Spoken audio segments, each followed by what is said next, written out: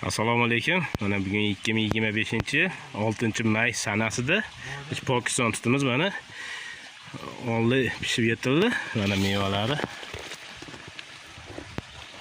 Bu etap-metap pishaveradi.